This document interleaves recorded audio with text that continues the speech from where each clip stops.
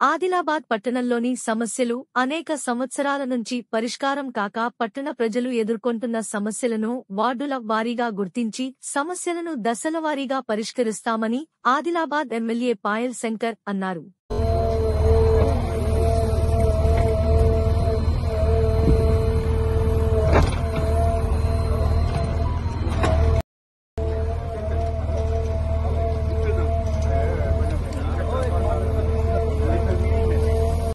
ఆదిలాబాద్ పట్టణంలో ఉన్నటువంటి సమస్యలన్నీ కూడా పరిష్కరించాలన్న ఆలోచనతోని టీఐఎఫ్డిసి నిధులతోని రైల్వే నేషనల్ హైవే ఆర్యూబీ దగ్గర నుండి మహాలక్ష్మివాడ వరకు ఆ చెడిపోయినటువంటి రోడ్ అంతా కూడా కొత్త రోడ్ వచ్చే విధంగా 85 లక్షల రూపాయల నిధులతో మరి అదేవిధంగా 30 లక్షల రూపాయలతో మహాలక్ష్మివాడలో సైడ్ డ్రైన్ అదేవిధంగా సీసీ రోడ్ మరో 1 కోటి రూపాయలతో ఇక్కడ ఉన్నటువంటి ఈ మహాలక్ష్మివాడ అదేవిధంగా ఈ పరిసర ప్రాంతాల ప్రజల నీటి అవసరాల కొరకు 6 లక్షల లీటర్ల కెపాసిటీ గల ఓహెచ్ఎస్ఆర్ నిర్మాణానికి ఈరోజు భూమి పూజ శంకుస్థాపన కార్యక్రమం చేయడం జరిగింది.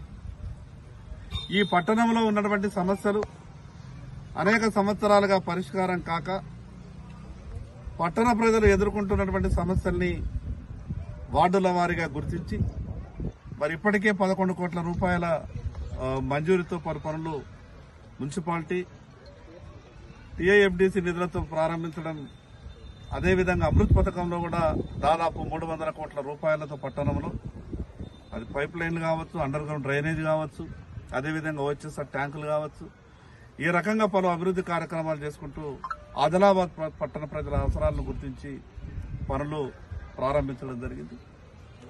ఈ సందర్భంగా అధికారులందరికీ విజ్ఞప్తి చేస్తున్నా, మంజూరైనటువంటి యొక్క పనులను సాధ్యమైనంత తొందరగా పూర్తి చేసి ప్రజలకు అందుబాటులోకి వచ్చేటటువంటి విధంగా ఆ యొక్క అభివృద్ధి కార్యక్రమాల్ని పూర్తి చేయాలని, అదేవిధంగా పనులను కూడా క్వాలిటీ నాణ్యతతో కూడినటువంటి పనులు చేయాలా.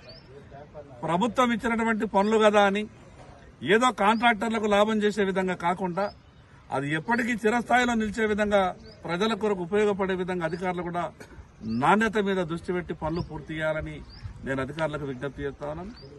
ఇంకా చాలా అభివృద్ధి కార్యక్రమాలు ఆదిలాబాద్ లో జరగాల్సిన అవసరం ఉంది. ప్రత్యేకంగా కేంద్ర ప్రభుత్వం, రాష్ట్ర ప్రభుత్వం 2 ప్రభుత్వాల సంయుక్త కార్యాచరణతో ఆదిలాబాద్ పట్టణంలో మిగతా అభివృద్ధి సాధించాల్సిన అవసరం ఉంది. ఈ ఆదిలాబాద్ పట్టణాన్ని తెలంగాణ రాష్ట్రంలోనే ఒక ఆదర్శ పట్టణంగా తీర్చిదిద్దే ప్రయత్నం నా వంతు ప్రయత్నం చేస్తా ఉన్నాను. ఇంకా పలు వార్డులలో ఏవైనా సమస్యలుంటే నాకు నేరుగా చెప్పేటటువంటి ప్రయత్నం చేయండి. నేను తప్పకుండా నా వంతు ప్రయత్నం చేస్తా.